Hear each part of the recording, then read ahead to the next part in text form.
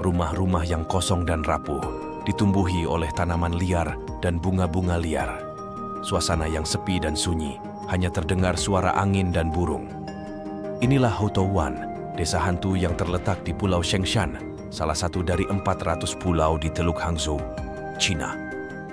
Desa ini pernah menjadi tempat tinggal lebih dari 2.000 nelayan, tetapi kini hanya tersisa beberapa orang tua yang masih bertahan hidup di sana. Houtouwan berarti teluk belakang dalam bahasa Mandarin, karena letaknya di sisi utara Pulau Shengshan, yang berarti Gunung Suci. Houtouwan didirikan pada tahun 1950-an sebagai salah satu desa nelayan terbesar dan terkaya di Pulau Shengshan. Penduduknya hidup dari menangkap ikan, udang, cumi-cumi, dan kerang yang kemudian dijual ke pasar-pasar di Shanghai dan kota-kota lainnya. Desa ini memiliki fasilitas-fasilitas modern seperti sekolah, klinik, dan toko-toko. Desa ini juga memiliki tradisi dan budaya yang khas, seperti membangun rumah-rumah dengan warna-warna cerah, menyelenggarakan festival-festival keagamaan, dan melakukan ritual-ritual adat. Namun, kejayaan desa ini tidak bertahan lama. Pada tahun 1990-an, penduduk desa mulai mengalami kesulitan ekonomi karena penurunan hasil tangkapan, persaingan dengan nelayan-nelayan lainnya, dan kenaikan biaya hidup.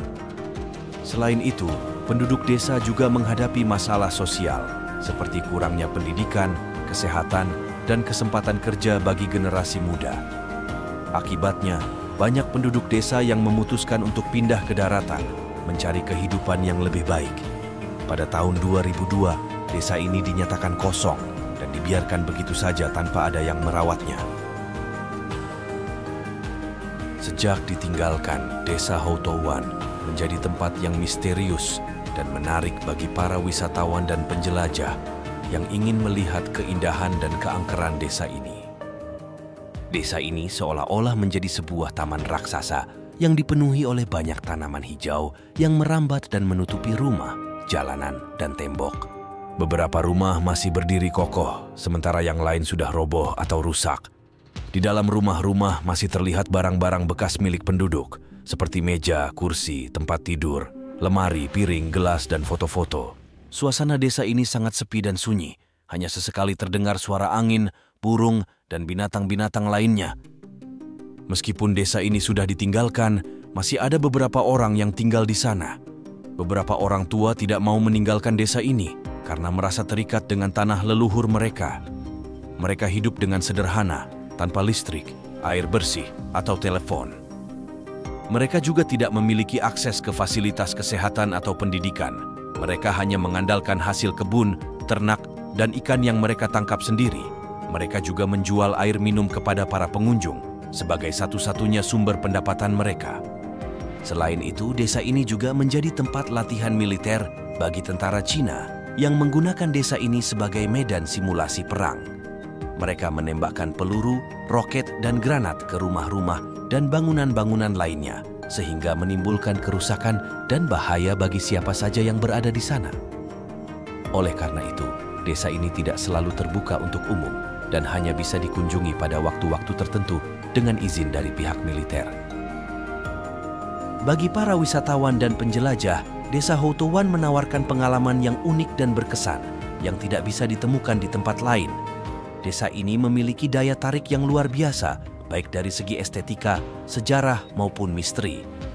Desa ini juga menjadi saksi bisu dari perubahan zaman, dari masa kemakmuran hingga kemunduran, dari masa hidup hingga mati, dari masa manusia hingga alam. Desa ini juga menjadi tantangan bagi para pengunjung yang harus berjuang untuk mencapai, menjelajahi, dan memahami desa ini. Untuk menjelajahi desa ini, pengunjung harus berhati-hati dan waspada karena desa ini memiliki banyak bahaya dan risiko baik dari alam maupun manusia. Beberapa bahaya dan risiko yang mungkin dihadapi pengunjung adalah rumah-rumah yang rapuh dan bisa roboh sewaktu-waktu, tanaman-tanaman yang berduri dan bisa melukai kulit, binatang-binatang yang buas dan bisa menyerang, peluru, roket, dan granat yang bisa meledak, tentara yang bisa menembak atau menangkap, orang-orang yang tidak bertanggung jawab dan bisa mencuri atau merusak.